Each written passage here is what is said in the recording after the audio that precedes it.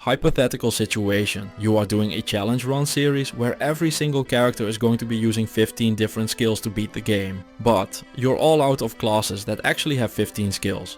How do you plan to continue on with the mess you've gotten yourself into? Well, you might start counting things that are barely skills at all and deny any and all allegations coming your way no matter the cost. But is that what we are doing today? That is what we are here to find out. After reading the comments of the Assassin run, I knew everyone loved it, but I did it that way not because I wanted to, but because I had to. You see, this beautiful bald man, who strangely reminds me of myself thanks to that sturdy physique, does not have 15 skills that deal damage. Instead, he has 10, which means that we will have to go through 5 of the acts using whatever we can scramble together and the sturdiest of poker faces. The first act is the easiest one to figure out. Except for getting my first skill point, I had not used the regular punch on any of the characters, and that is good enough for me. So for act 1, we are going to be fisting everyone to death. To help do this, I bought 2 scepters, the highest base damage weapons you can get at level 1. And off we went. After just a few encounters with the local wildlife, I had reached level 3, which means it is time to reveal that this entire series is a shared stash run. So everything I found on the first run can be used on all the runs after that. Everything that I found on the second run can be used after that, and so on and so forth. This hunk of a man is the 5th out of the 7 classes we are going to be doing for this, so the pockets run deep and the treasure chest is full, and like many a man, I like a full chest. So instead of having to search for gear like a filthy peasant, I use the power of nepotism to grab Hussar's boots, a berserker's helmet and the Cleglaw shield and gloves from the stash. I would grab the berserker armor and the Cleglaw weapon as well, but the developers of the game never learned how to count in school, so there is no way you can have enough stats to equip those items despite being the right level for them.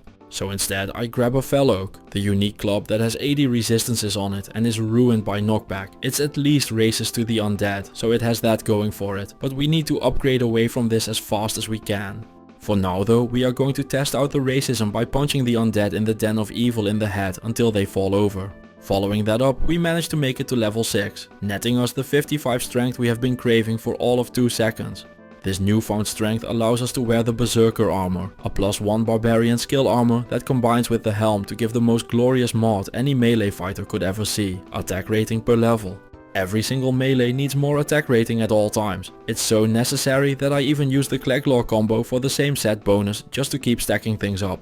For most of this run, we are going to be a melee character, and in the almighty wisdom of game development, this means that we get to beat exactly one group of monsters to their demise before we have to go and repair our weapon again. Which is not optional, by the way, you lose all damage when it breaks.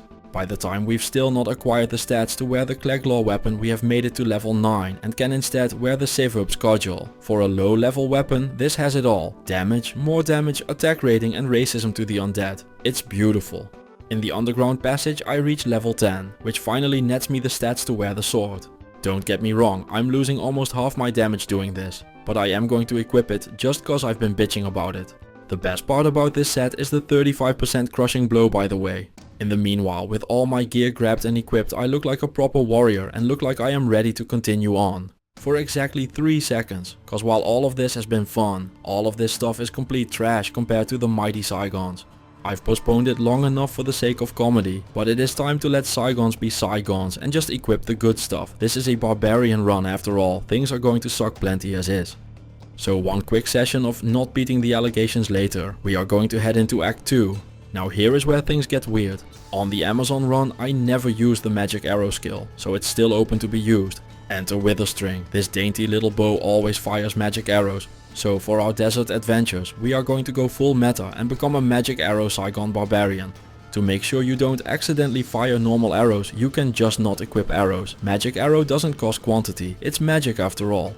Outside the gates of Lutgo Lane, I notice a small problem. The desert chickens don't seem to be going down. I check my stat screen only to discover that to my horror I deal 4 to 17 damage per shot. That is not even enough damage to stop the random animals in the desert from charging straight at me before hitting the floor. The damage is so bad that in the dry hills the monsters start dancing around me laughing. After dealing with this, I think about the choices I have made for a moment before heading on with the journey. At the small cost of Razan's life, we ended up making it to the Herodric Cube, meaning that our quest item had been recovered. The maggot lair wasn't too bad at all. The power of not having area of effect damage means that this is no different from all the other areas, which means it's awful but with a bit less getting surrounded. In the Arcane Sanctuary, rows of angry goatmen line up to give me a beating. However, thanks to the power of the almost full set, I managed to stave them off while whittling them down. After making my way through the Arcane Sanctuary, I found myself facing a big problem. Duriel. Hitting him is easy enough, he has quite the dump truck after all. The problem here is our damage. The 7 to 14 damage of our bow is like sneezing on the giant bug. So he does what everyone does when a stranger sneezes on them. He punches us in the face really hard. Fortunately, I managed to roll a 20 on my charisma check today and end up convincing the demon that it was Razan who did it. This brings us into a loop of me poking the demon, him in turn poking Razan and me wanting none of this heat, resurrecting Razan to do it all over again. Our fun little loop continues for quite a while, but in the end Bugsy over there goes down for the count. With that mess out of the way, whatever we are going to be doing should be much stronger. And what is it we are doing, you ask? Well, we are going to squint really hard to make throwing things look like a bunch of skills. And the first one of those we are doing is the exploding potion skill. Despite all odds, this is almost a doubling of our damage, which of course means that there is some downside needing to be added, cause that is just way too strong. Said nerf comes in the form of having only 25 quantity. There is a way to get more use out of them, but it is tedious and annoying. Everything in this game with quantity can be sold to a vendor and be bought back with the maximum amount of quantity. This works for anything you can think of. Tomes of Town Portal, javelins, identifying tomes, and most importantly, throwing potions. So every 24 quantity I get to go back to town, sell my potions and buy them back. And if I forget, the potion is just gone. It doesn't go to zero while waiting for repairs, it's just gone. Recycling isn't a thing in Sanctuary. Once it's done, you just throw it on the ground and move on with your life. So now you're thinking, how often does this repairing need to happen? So allow me to demonstrate. This is Flesh Wolf, a random unique monster. Nothing special about them at all. It takes almost all of a single stack of potions to deal with them. The only good news here is that I've been picking up every single pile of exploding potions I've found along the way for 4 whole runs now, so I have some leeway. But the whole act started out with me throwing a few potions, running out of quantity, switching my stuff around and going back to town. I know there are people that want me to do a throwing potions only run. I hope you can deduce the answer on that one. I'll even give a hint. No, I was not having fun doing this. The really good listeners noticed just now that I mentioned the start of the act was like this, because halfway through the jungle I remembered that the Barbarian's throwing mastery got buffed in Resurrected and now restores quantity upon throwing. It doesn't look like a big deal at first, but just look at the quantity while I'm throwing things around here. It actually almost looks reasonable now. Working my way through the jungle like this, I picked up the Gid bin, got reminded of just how good all the rare rings I have at this point are, and make my way to the ruined temple for what I think is some of the most unfortunate planning of the whole series. Strangely enough, thanks to all the epic skills I have been using so far, I have not been wanting to grind levels, but it needs to be done and the ruined temple is the best place to do it. So the next hour of my life is filled with running through the temple a bunch of times, chasing some runners in the lower Kurast and experiencing a general regret of everything that led me up to this point. But once I hit level 25 it was time to get out of Act 3. Thanks to the Saigon set I can just tank my way through the council while throwing pots at them. And the same goes for Mephisto. The entire fight is just a matter of standing there and throwing potions until the problem goes away. With the Act 3 potion throwing done, it is time to get into Act 4. So let's see what's on the agenda here.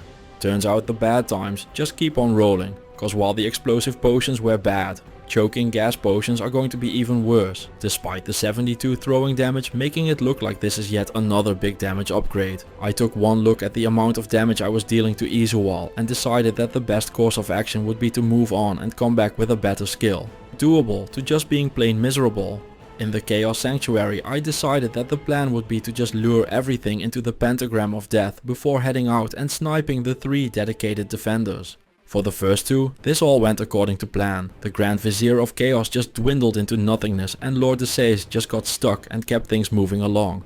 The Infector of Souls however turned out to be a problem. I got stuck behind the seal and tasted the bittersweet taste of pressing escape once again.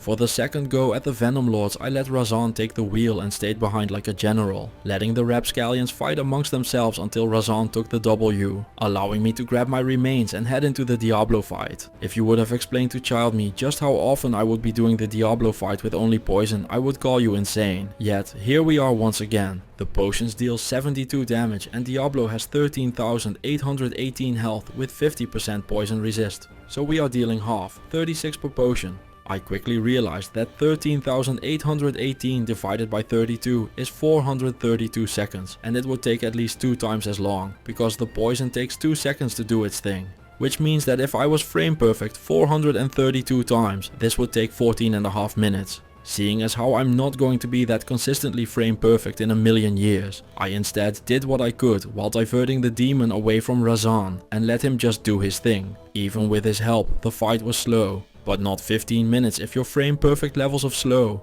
He ended up dropping unique demon hide gloves, which are venom grips, a very solid pair of melee gloves thanks to the poison damage, crushing blow and life leech they have.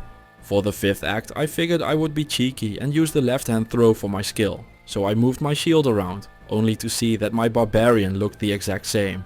Oh well, no worries, I'm sure that once I get out of town everything will be okay, so I grabbed my collection of rancid gas potions, filled them up to the maximum quantity and left town. Only to be told that I can in fact not do my cheeky little switch. I ended up trying to move things around a bunch, but it made no difference. And while I do, for the sake of making this run even remotely possible, count the rancid gas potions as their own separate skill, I can't help but be disappointed by not being able to throw them from the left hand. Most of this act went fine as long as I got my new mercenary Alhizir to be a gentleman and open the door for me. What surprised me the most was that the ancients were very reasonable to do with rancid gas potions. I expected there to be a lot of trouble here, but all 3 went down without complaints. Guess they saw what I was doing and decided that I had already given up all hope for myself and could use the encouragement. Akmel the Cursed is always poison immune, but just like with the doors, all I had to do here is to wait for Alhizir to open them right up so we could head into the Baal fight. Which went exactly the same as the Diablo fight. It would take forever with poison potions, so Alhizir got to work and with the demon defeated. Normal was cleared. And would you look at that thick hammer in my hands, we have reached the point of the run where the barbarian has enough skills to fill up the rest of the acts without any rules lawyering. Let's dive in. For Nightmare's first skill, I am going with Bash. This level 1 skill deals a bunch of damage and knocks enemies back. There is not much else to say about it, which you'll see later on in the video is a big trend amongst all the barbarian skills. It doesn't sound very exciting, but at 76% chance to actually hit an enemy and 450 to 700 damage, this feels like I've unlocked God mode for this run. Just don't look at my resistances, if I just hit hard enough survivability won't matter. In the meanwhile on the screen I am showcasing what I'm wearing. I kept a few Saigon pieces for the increased attack speed and life leech. Most of the gear still isn't amazing, but the steel driver is going to carry us right along until our next weapon upgrade becomes a thing. Being able to deal with enemies turns out to make the game much nicer to play, so I work my way through the cold plains, get a level up for doing so and spend a skill point in natural resistances. On level 1 it provides you with 12 resistance to all. But thanks to my plus skills it grants me 35% instead, fixing my problem for now. I think I just crashed Tristram at the wrong time or something cause it was just stacked full with monsters, turning saving Cain from a trivial affair into a struggle for survival. After taking out the shamans that revive the fallens, they will not be remembered and are old, not explaining things while knowing everything Friend in the Cage is freed. The ring I got as a reward is decent enough with 10 faster cast rate and 75 attack rating, but we have outgrown stuff like this. In the barracks, the smith and I have a duel to the death, bashing each other's skull in. Halfway through he almost got me, but thanks to the power of having potions I got my victory. Now I know it's not exactly honorable to heal in a duel, but I'm sure the dead won't complain. I got greedy during the Andariel fight and just kept going even while I was out of potions, assuming that I would win the fight no matter what, and well, we all know what happens when you assume.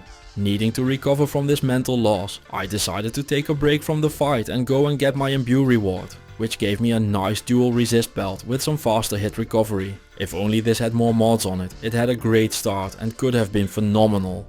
Back in the catacombs, Alhizir distracts Andariel just long enough for me to grab my gear, and a few swings later, the big blue lady bites the dust. She ends up dropping me a head striker. Earlier in the series I talked about how this is the best Act 5 mercenary weapon in the game, and now I have 2 of them. For Act 2 Nightmare I decided to go with Stun. Stun is a skill where you punch an enemy and then they get stunned. It's not bad at all, the damage just isn't great. And honestly, the gameplay is a little boring. I know people love their barbarians, and so do I, don't get me wrong, but half of the skill tree for this class is just punch with a twist, and the other half is passives and buffs. I get why people love this class, but skill wise there just isn't a lot going on. In Act 2 I end up getting to level 34, which allows me to use the upgraded steel driver I had created on one of the earlier runs, skyrocketing my damage from 165 max to 203 minimum. Steel driver is one of the best weapons in the game to upgrade, cause it still only requires 85 strength while hitting like a sledgehammer. The small corridors of the maggot lair still don't change anything for this build. If anything, it ends up making things even easier, cause everything is trying to fight you one on one and everything just stands around waiting while the monster in front gets stun locked to their demise. Fangskin and friends in the Claw Viper level 2 didn't exactly turn out to be a harsh challenge either. A big hammer plus lots of stun just kind of trivializes the game. So I made a decision. This run isn't going to be about doing the best thing possible. This is going to be about style.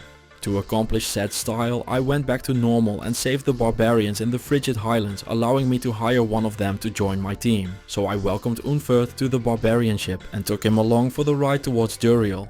The newest of the Barb Bros tried his best to tank the claws on the mighty bug. Unfortunately, he couldn't quite keep up and ended up taking a few cat naps before we finally managed to take down the Big D. A unique bone helm dropped. This is Wormskull, a helm with damage and life leech, meaning it is perfect for a mid-game mercenary, a just reward for Unferth. At this point we are just working through the combat skill tree, with our next skill of choice being Concentrate. This skill has you swinging in for an attack but has the upside that it cannot get interrupted. The combination of hitting really hard and swinging without getting interrupted basically means that you are playing whack-a-mole with everything that stands in your way. So along the way through the jungle I pick up the Jade figurine, which of course is followed up by the Git bin. The ring reward reflected the amount of effort it took to get it quite accurately. During all of this I reach level 39, which means it's time for me to switch to a hustle armor. This new resurrected only runeword has 65 run walk, 40 increased attack speed, level 6 evade, which is an Amazon skill that helps you evade things. I know, it's wild, and yes, it works on every class. If it didn't, it would have said Amazon only behind it, and there is also a nice scoop of resistances to help out with that. The extra run speed comes in handy in the Flayer dungeon where I need to run for my life to get away from some rabid flayers. I decided to assume this would be a one-time thing and that everything should be fine. However, the ruined temple shows me that there might be a minor problem with my survivability. You can tell from my life total basically ping-ponging up and down while I am just smashing potions like my life depends on it. Which it does. So far, things aren't too unhinged yet though, so I push on towards Travinkel, where upon his demise, Galeb almost takes me with him. Mephisto drops set mesh boots. These are the Natalia boots. Some of my favorites in the game thanks to their big chunk of resistances with 40 faster run speed. Now at this point you would expect me to just keep going and move along into Berserk. But that's the only skill that I actually wanted for a very specific act that I'll talk about later. So for now I went with Leap Attack. This attack has you jumping through the air and hitting your target when you land. In Resurrected it even got a small circle of AoE damage. The problem however is that the damage is based on your weapon, but the area of effect damage is based on your +2 skills. This results in it being best to wear a big hammer if you are trying to attack things yourself. But if you want to clear as many things as possible, it's stronger to wear a +2 skills weapon. I love the idea of adding more to this skill, but the add-on wanting a different weapon is such a strange design choice. It is still a good skill if you put points into it, which I didn't, so I am going to be clearing Act 4 Nightmare with level 3 Leap Attack. That doesn't sound awful at all. Figuring not having to fight everything one by one for the first time in 9 acts would be a nice change of pace. I grab 2 spirits out of my stash. The double spirit adventure starts off with almost dying to a random Doom Knight, not even a unique one, just a random one just casually almost defeating me in combat. Knowing that things are this bad, I decide to just floor it through the plains of despair. I'm sure I could deal with every single one the souls here, but, and this is very important, I don't want to. The River of Flame has a few minor issues happen, in that I just kind of get almost instantly evaporated by anything that even sneezes at me. After reaching the waypoint, not wanting to skip all the quests, I started making my way back through the River of Flame for the Hellforge, but it was all just very messy. Getting fed up with the underperformance of the skill, which is definitely because of the gear and not because I am using it on level 3. I decide to switch back to the old trusty steel driver. Now at least when I hit something someone dies. It's too bad that it's me, but at least something is happening now. With the power of sheer grindy stubbornness, I do end up finding the armorer and manage to test my might against him in Mortal Kombat. With just one mighty attack, the demon went down. And so did Mephisto. Now this would be a draw if I couldn't just revive and play on. So a Pyrrhic victory it is, works for me. Switching my overcompensation hammer to a Hellforge hammer for a second, I smash the soul stone and an rune pops out. One of the best drops that could have happened. This will open up a ton of rune words later on. The Chaos Sanctuary turned out to be a bona fide disaster. I expected the seriously powerful shared stash gear to carry me through and I would be able to just start stomping my way in. And well, I got proven wrong pretty quickly. This act truly was where the wheels starting to come off their hinges. The shit has hit the fan, as they say. Thanks to Unferth, I was at least able to recover my body. But I desperately needed a gear upgrade. Luckily, the stash has exactly what I need. Treachery is one of the best melee armors in the game, offering both offensive and defensive improvements, thanks to its chance to cast Fade and big stack of increased attack speed. Turns out having 15% physical damage reduction and maximum resistances thanks to the Fade skill was enough to help me survive in the Chaos Sanctuary. Now don't get me wrong, I wasn't overpowered by any stretch of the imagination, but at least I was able to make my way through. With Unferth distracting Diablo, I was able to just swing as much as I could at the demon. The Barb bro proved his worth during this fight, but in the end he did end up taking so many hits that he should think about changing his name from Unferth to Unfertile. It quickly proved just how much I was relying on him. Not even seconds later I went down for the count as well. And a bunch of Goomba stomps later, I finally reached the bottom of Diablo's health pool and get to leave Act 4. For Act 5 I decided to go with the iconic Whirlwind. I don't think I need to explain what this does, but here goes. This skill has you spinning around, swinging weapons and hitting things. It's an iconic action RPG skill found in every single one of them, and Diablo 2 is where it made its debut. After dealing with Shank, the Overseer, I decided that it was time to go back for Isual, so I could get my 2 skill points. Back in Act 5, I figured that with how much I was already struggling and all of the hard parts still to come, it might be a good idea to fight Frozenstein and save Anya for the 10 resist all from the Scroll of Resistance. Fighting the Ancients started off strong, but after defeating the first of the 3, I realized that I had not brought enough mana potions, so once I ran out of mana, I had to make a town portal and reset the fight. The second fight had close call after close call. My damage is still very solid, but even with the fade up, I'm taking tons and tons of damage from all sorts of shots that should just not be dealing these kinds of pain. At the end of the fight, I got lucky and barely survived Talik's fire enchanted explosion by the skin of my teeth. The Throne of Destruction gave me my last little nightmare with a quick death to the Venom Lords. Lo and behold though, I did end up making it to Baal again. The final boss of this part of the game is always just a checkmark to be done, and this time is no different. So a few spinnings and winnings later, Nightmare is cleared. With things being this much of a mess right now, I can't do anything but head into the terror zones to make sure that I get some levels. It must have been meant to be, because the unique Yari that got away during the Amazon run came back to us. This is the Hohensandan, one of the best mercenary weapons in the game thanks to its 45% chance to crushing blow and 3 sockets that allow you to heavily customize this weapon. It isn't ethereal, but that tracks cause I have never in my life found the ethereal version of this. Finding weapons ethereal is a 1 in 20 chance, so finding good ethereal weapons is super rare and basically never happens. After the grind, it is time to get into the final difficulty. To start things off here, I am going to be using Double Throw. This skill throws weapons from both your hands. So I quickly grabbed 2 axes out of my stash that I had kept around for being the best throwing weapons I had found so far, and started making my way into Act 1 of Hell. The damage starts off looking bad on corpse fire, but that is just because the undead have a bunch of physical resistance. And even considering that, things aren't too bad at all as he goes down in a few seconds. One of the great things about rare circlets is that they can spawn with faster cast rate and plus skills. Like this one here that is for sure getting used on the Paladin run, which may or may not be the next run, with only the Necromancer and the Paladin left after this one. It's a 50-50. Saving Kane ends up going much easier this time around. Just a little dash between the buildings and a click on the cage, and everybody's favorite old man is free once again. Our ring reward doesn't look impressive at first, but is actually much better than you'd expect. That is a boatload of attack rating on there, with the dexterity pumping it up quite a bit as well. 1 to mana after each kill. Speaking about quality of life, it is time to do some gear switches, cause I have the best in slot gloves for this build in the laying of hands. 50 fire resist and 350% racism to demons is just unbeatable on gloves for a normal person. I know there are extremely godlike crafted items, but I do not have them, so I just slap these bad boys on every single melee build. I do want to keep the attack rating bonus from my Saigon's helm, so I trade out my Natalia boots for the Saigon boots to keep the bonus. The boots also get a little 50 of it as a bonus as well, which while not big is just nice. All of this together puts us at 6.3k attack rating, which sounds like a lot, but the goal is to hit about 10k, 12 if we can get it, so we are just over halfway there. Considering we don't have a shield, our resistances being maxed out is basically a miracle that I will gladly take.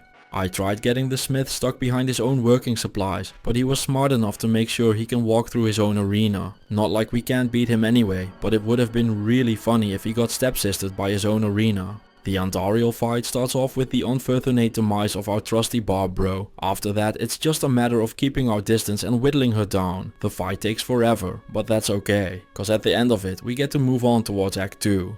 But not before we do our imbue. And we are running mediumly above average with a 16 resist all 5 life leech circlet. While we won't use it ourselves, it's an upgrade for Unferth's survivability, so to him it goes.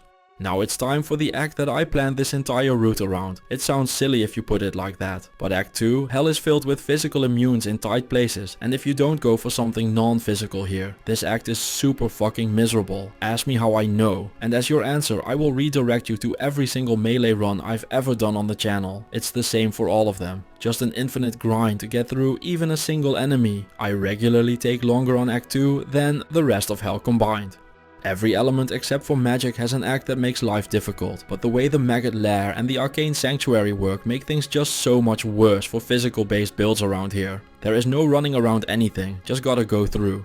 So I did things the way I did them to ensure that I would be able to use the only magical skill the Barbarian has here. Ladies and gentler ladies, we are going berserk for Act 2. Something you haven't seen me do yet, this run is respec. The Barbarian's skills are all just in the same tree along the way to each other, and I know I'm doing the 2 final skills together, which to the keenly perspective viewers means that I can now just rework my entire character for every act. Upon realizing that I could now get myself out of this weird ass couple points in everything get up I have going on and slip into something more comfortable. Like, you know, an actual build that will just work. I also figured it would also be fun to start using the cool rare swords I found along the way. So I'm going to 171 strength and 104 dexterity. The rest goes into vitality as usual. In the meanwhile on screen you are seeing a showcase of what a good build does to the game. Enemies go down in seconds and life is just good in general. And this is with gear that is way worse than what even a budget guide would recommend you, let alone if you have good gear or do trading. The rest of the act is just me working my way through whatever is coming my way. The Maggot Lair is easily cleared. Fangskin in the Claw of Viper Temple took just a few swings. The guardians here are magic immune, which is annoying, but Unferth can deal with them for now. The Arcane Sanctuary has specters, which are a melee character's worst nightmare. These physical immunes that drain your mana make your character stop dead in their tracks, but thanks to Berserk it's way more manageable. Just bring mana potions and you'll be fine. You can also just haul them away, but I'm just here to showcase things, not to play properly. Halfway through the Arcane Sanctuary I reached the nicest of levels, unlocking the most old school of old school swords, the Doombringer. Back in the day this was where things were at, and today is no different. I love this thing more than I will ever love any rune word, and for the first time ever since starting the channel I can actually use it on a run, so you better believe that is exactly what I'm doing. This sword is very defensively slanted with the chance to cast Weaken, which reduces the enemy physical damage, life leech and 20% maximum health. Damage wise it's decent enough as well thanks to the added 30 to 100 damage. Never in a million years will this keep up with a Grief. But who cares, using a Doombringer is like eating ice cream, never correct but always right.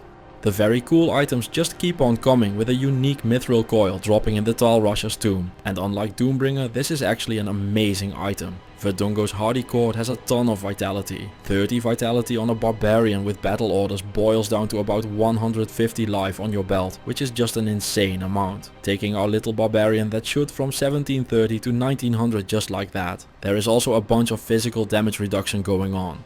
With the extra life, the weakened trigger and physical damage reduction, I'm basically able to just stand next to Duriel and just keep swinging until either of us goes down, which in this case is him. Thanks to the power of being able to respec for everything I want for the final few acts, I get to do yet another fully optimized build through Act 3 hell. With Berserk, I mentioned that I think it's the best melee starting barbarian build. Now we are just going to be doing the best build all things considered. Why is it better, you ask? Cause you are casting things, and the spellcasting aficionados are Blizzard's favorite child. Warcry does not have a lot of damage, but it doesn't matter, it does it in a circle around you and has 6 seconds of full stun. It doesn't work on bosses, making this not a great boss killer. But for everything else, this is a great contender for not just the safest barbarian build, but for the safest build all round for the entire game. Just get yourself up to a casual 4000 health and spam the stun until all shall fall, cause you're basically immortal. The one thing we have to do before making it through the act for basically free is to switch to a caster setup. I didn't have an amulet, so I decided to try and craft a few, which ended up with me taking a 7 faster cast rate, 30 mana, 19 resist all amulet. It's not great, but it gets the job done. Build wise, just put your skill points in the usual 1-point wonders and max the synergies in whatever order you prefer. Character building isn't hard when you have freedom. Heading into the jungle, you can see that I am not even taking damage in one of the final acts of the game. That is how safe this build is, so I'm just gonna go through all of this very quickly. Just like in the jungle, the spider cavern deals me effectively no damage. The poison is ticking down cause I took a hit somewhere. But besides that, nothing even is close to being a risk. Let's see, did I take damage picking up the git bin? Looking at the footage tells me that no, I did not. A skill issue did happen in the Flayer dungeon. I stood too close to the dolls when taking them out. There is a range at which you can hit them with Warcry, but they can't hit you with their explosion. It's a bit finicky, but it's 100% possible to deal with the dolls without taking damage as well. Just a skill issue here, nothing to worry about. On the second level, I got myself stuck in a corner, but once again, that is just a skill issue. If you don't do that, you'll be fine.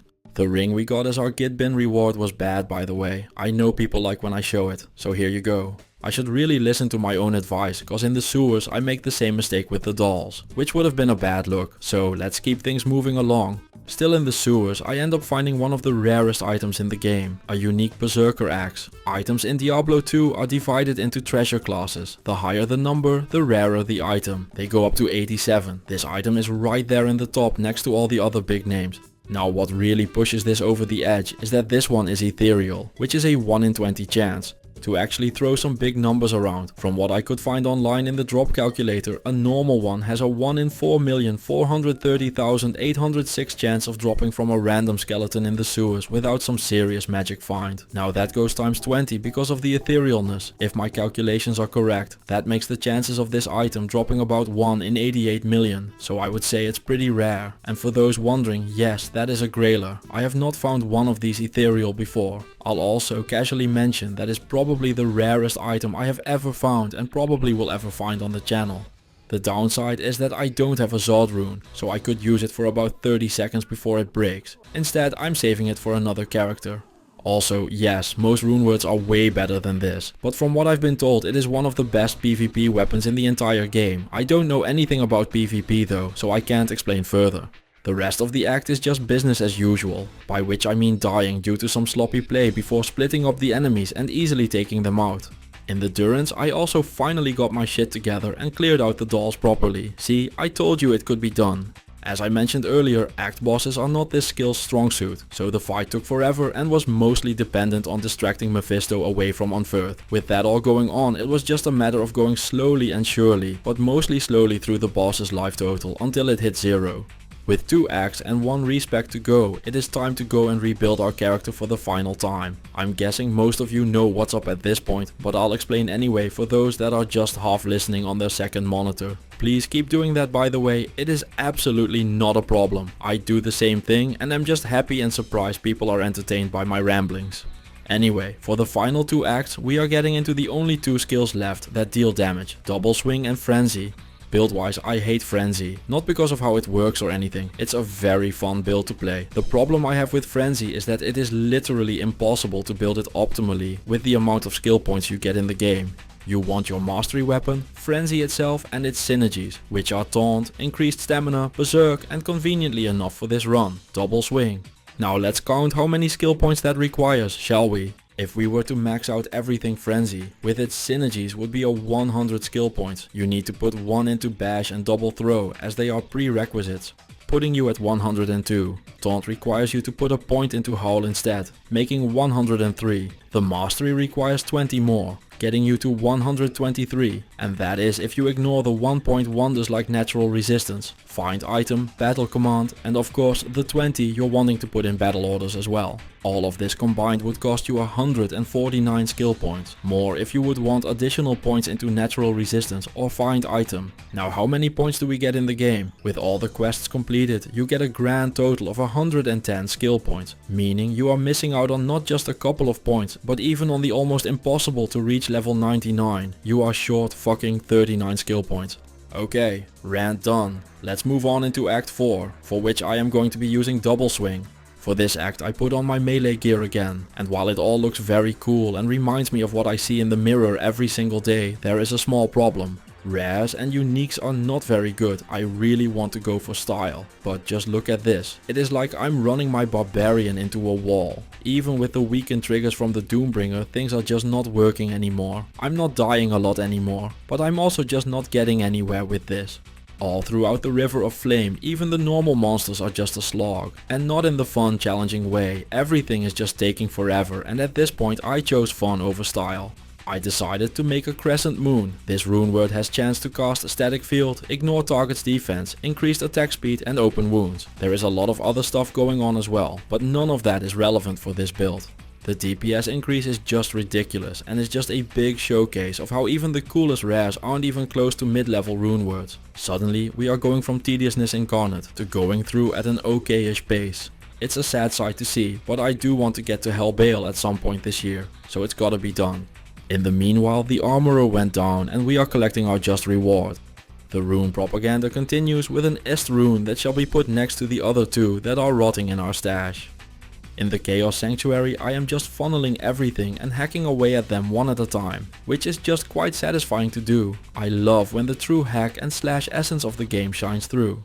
About 20 minutes of that later, Unferth and myself have made it to the Diablo fight, which just wasn't too bad at all. Lots of swinging swords, lots of standing under the lightning attack from everybody's favorite demon, and the fight ends just like that and Act 4 is done.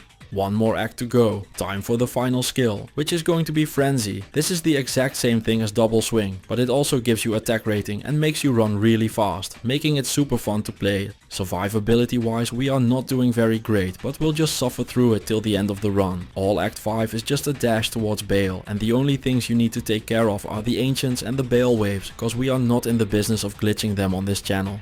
Speaking about the Ancients, they took a few re-rolls to make them spawn with nothing too awful. Once I had a good roll on their mods, there was a small bit of trouble with splitting them up, almost costing me the fight, which would have resulted in having to rerun my way through the entire act, which I was not looking forward to. Luckily, we survived and ended up in a position where we were able to split them up, with everyone enjoying a fair 2-on-1 fight. All three of them went down without too many problems, meaning that it is time for the final push on the Barbarian run. And now, let's finish this thing. The final noteworthy thing that happened was in the Worldstone Keep level 2, where a unique demon head dropped. This is Andariel's Visage, one of the best melee helms in the entire game. This helm sports a whopping +2 to skills, 20 increased attack speed, 10 life leech, a ton of stats and more poison resist than you can throw a stick at. Be wary though, the fire resist is minus, not plus, so be prepared to socket this with a Ral rune or a fire resist jewel when you're using it. The level requirement is a big problem. Level 83 is just too high, so I won't be using this helm at all, but it's another very rare item to find.